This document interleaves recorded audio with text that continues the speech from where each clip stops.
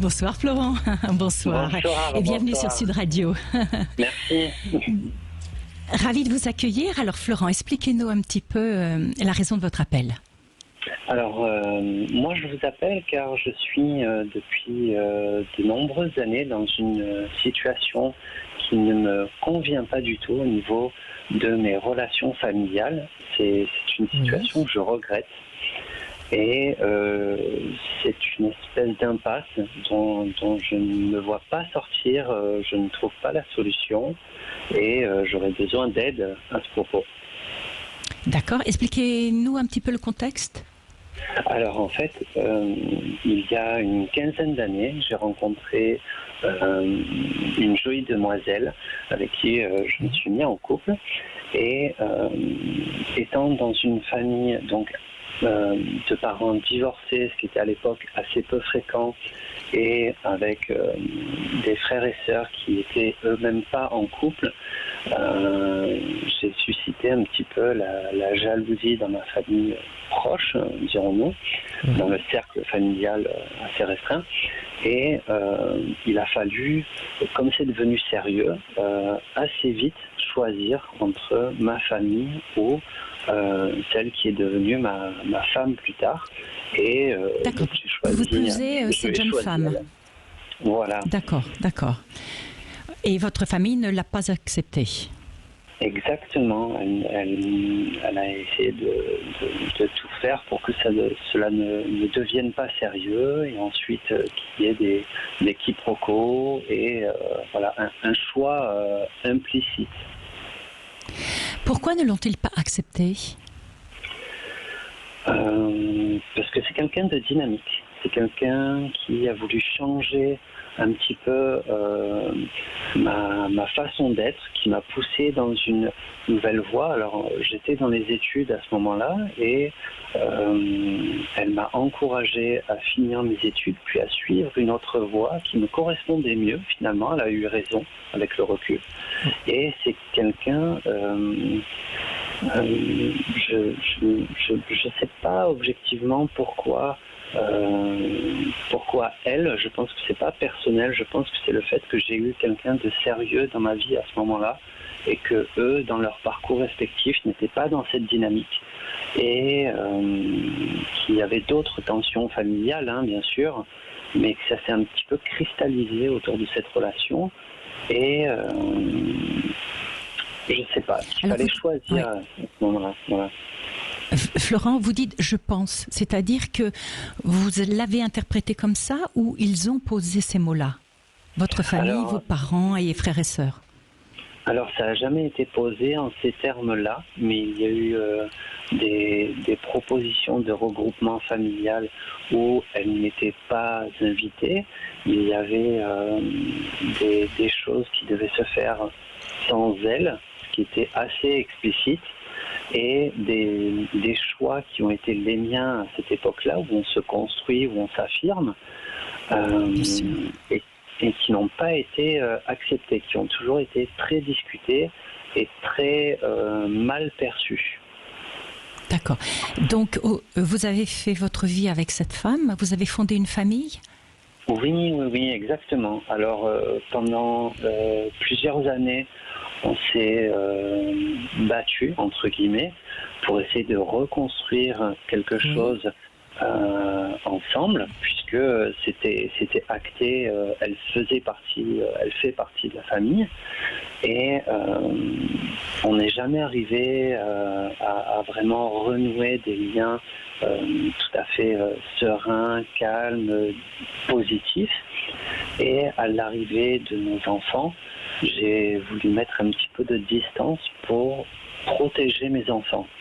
C'est-à-dire que, étant dans l'incapacité de reconstruire quelque chose et de proposer un environnement serein à mes enfants, je me suis donc mis en retrait. Et c'est vrai que là, mon aîné va avoir 10 ans et que cela fait 10 ans... Il ne connaît pas ses grands-parents, quoi.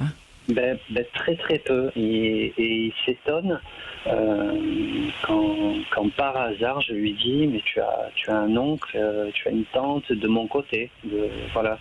Et ça, c'est quelque chose que j'ai toujours regretté, mais que j'ai voulu mettre de côté pour protéger mes enfants. Mais j'aimerais bien qu'un jour, on puisse renouer, repartir sur quelque chose de positif. Donc, en tout cas, pour que je comprenne bien, vous avez une stabilité familiale autour de votre épouse et de vos enfants, mais vous voudriez aujourd'hui renouer le lien avec votre famille maternelle, paternelle, vos frères et sœurs. Et vous ne savez pas comment. Exactement. Aucun d'eux n'a jamais fait une démarche vers vous? Jamais aucun n'a essayé de reprendre contact? Alors, on a des contacts qui sont très... Alors, c'est assez particulier parce que géographiquement, on est assez proches.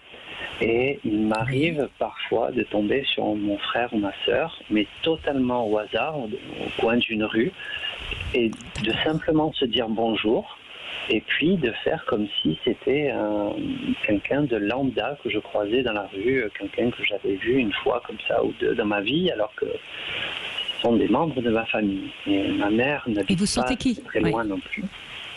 D'accord. Vous sentez qu'il y a une gêne quand vous vous croisez ou oui. Chacun est de son côté à attendre que quelqu'un fasse le premier pas? C'est ça, il y a une gêne parce qu'on est toujours surpris, on n'est jamais préparé à cette rencontre fortuite. Et moi, je me place un petit peu comme une victime de petits mots, de petits gestes, de petites choses qui m'ont blessé par le passé. Donc je suis toujours sur la défensive un petit peu et je suis toujours quand même ouvert à eux, à ce qu'ils ont à me dire, mais il n'y a pas vraiment de conversation, il n'y a pas d'échange, et c'est des choses qui arrivent une fois par an, vous voyez, c'est des rencontres hasardeuses. Je comprends, Florent. Est-ce que vous savez si vos frères et sœurs, de leur côté, se sont construits une famille? Eh bien, justement, avec des enfants, Et non, je sais qu'ils n'ont pas construit de leur côté, justement. Et c'est un petit peu un espoir secret qu'ils fondent une famille, qu'ils aient quelqu'un dans leur vie pour que, justement, leur comportement un petit peu change et qu'ils s'ouvrent qu'ils comprennent votre choix, quoi. Exactement. D'accord. De toute évidence, Florent, en tout cas aujourd'hui, c'est vous qui souffrez de cette relation et de cette non-communication avec votre famille. C'est votre souffrance dont vous devez tenir compte et prendre soin. Si aujourd'hui vous avez ce désir de renouer avec eux, même si vous vous sentez blessé, même si vous vous sentez quelque part trahi, c'est peut-être à vous de faire le premier pas. Et forcément, ça va impliquer que, d'une certaine façon, d'abord vous réfléchissiez à ces blessures. Alors, y a-t-il eu, au moment où il y a eu la rencontre avec votre future épouse, le fait que vous choisissiez de faire des études, que vous changiez votre axe de vie, à un âge où on est un peu en rébellion avec la famille, peut-être à ce moment-là, aurait-il eu besoin d'informations pour mieux comprendre? Et peut-être à ce moment-là, essayer de réfléchir à, non pas à ce que vous auriez pu faire de mieux, parce que de toute façon, vous l'avez fait, vous avez fait un choix, et de toute évidence, c'est quand même le bon. Parce que vous avez des enfants et une épouse que vous aimez, et vous êtes toujours ensemble, donc forcément c'est le bon. Néanmoins, je pense que là, il y a peut-être quelque chose qui vient résonner avec l'ego du « j'ai été blessée et je souffre ». De cette situation, j'aimerais renouer, mais j'aimerais que ce soit eux qui fassent le pas. Vous voyez ce que je veux dire? C'est vrai, oui, exactement, vous avez raison. Vous avez totalement raison. Je ne doute pas, vous savez, je ne doute pas qu'ils souffrent aussi, parce que des parents qui coupent avec leurs enfants, même si en apparence, ça reste, quelque chose, une distance et froid. Au fond, le cœur d'une mère souffre, d'un père souffre de cette rupture avec un de ses enfants. Néanmoins, Florent, je pense qu'il faut que vous regardiez avec votre ego à essayer de vous dire, est-ce que ça vaut pas le coup quand même d'essayer et de faire le premier pas. Et vous savez, ça ne vous rabaissera pas.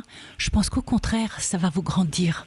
Dans l'estime que vous allez vous porter, de dire que, surtout si vous arrivez apaisé par rapport à ce que vous portez encore comme blessure, de gestes, de mots, d'intentions qui vous ont blessé, mais le temps est passé par là, vous avez pris en maturité, vous comprenez ce qu'est être parent. Et moi, je vous invite, je vous encourage à essayer d'abord de vous pardonner cette situation compliquée qui vous fait souffrir, et puis de les regarder finalement comme des gens qui n'ont pas forcément compris que c'était votre bonheur à vous, que vous essayez de construire à cette époque-là. Et qu'aujourd'hui, pour que le bonheur soit complet, ce serait qu'ils en fassent partie. C'est peut-être une vision intéressante. Leur passer peut-être ce message mais je crois qu'il faut que ça vienne de vous. Et puis, écoutez, s'ils ne réagissent pas, eh bien, au moins vous l'aurez fait. Oui, c'est vrai. C'est vrai que j'ai eu des tentatives un petit peu avortées, des demi-tentatives, des choses.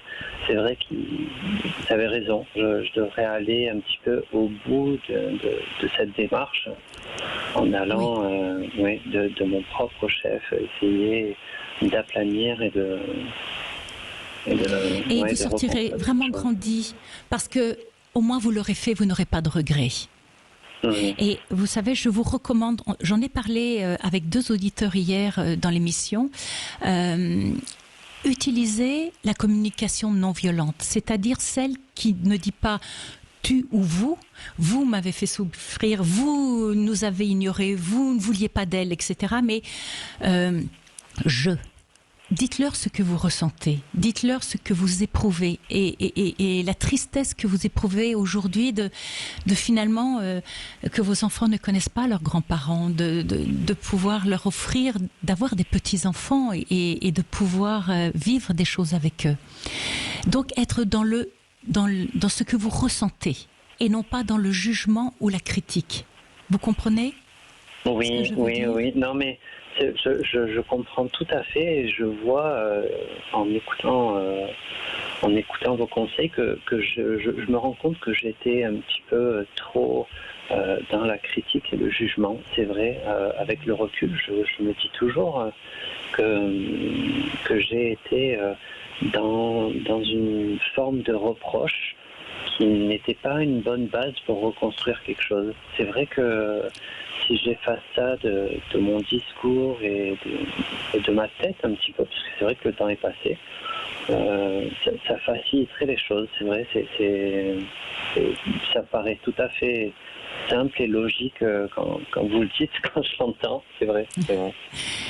Disons que ça rendra... Alors, il faut l'éprouver profondément. C'est pour ça qu'il faut d'abord que vous travailliez sur vous, que vous vous apaisiez, que vous relativisiez les choses. Ce qui fait que dans votre discours après, vous aurez un discours apaisé aussi. Si vous voulez avoir le discours, mais qu'au fond de vous, l'intention n'est pas apaisée, il suffira d'un mot ou de quelque chose pour que ça ravive tout et que vous reveniez dans ces schémas d'il y a 10 ans. Oui. Mais puisque ce mot, ce regard, ce geste viendra forcément. Oui, il faut que je sois en paix avec ça, que je m'y prépare. Exactement. Est-ce que votre épouse vous aide dans cette démarche, ou est-ce qu'elle reste en retrait et qu'elle est elle-même blessée au point de ne pas faire de gestes également, de démarche?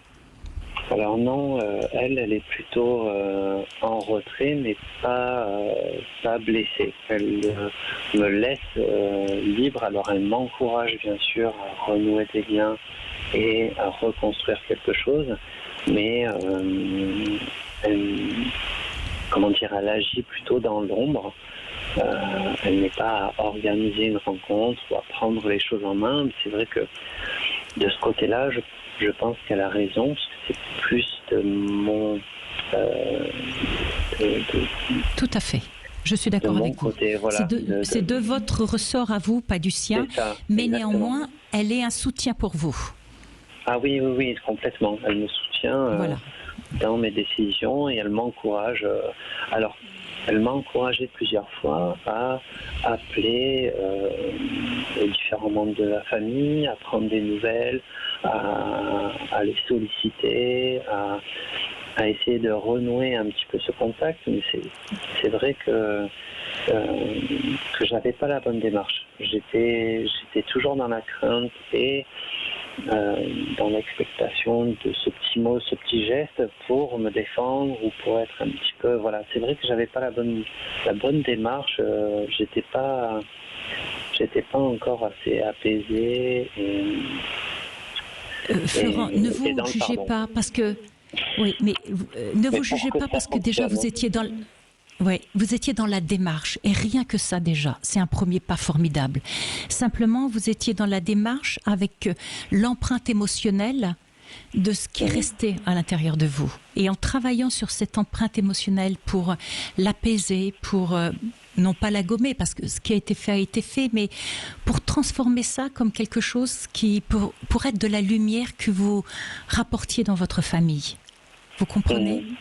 Et ça passe forcément déjà par vous avec vous-même et puis après par les mots que vous allez utiliser pour renouer le contact. Et c'est vrai que si vous venez sans venir, vous savez, l'énergie que vous envoyez, les autres en face le ressentent.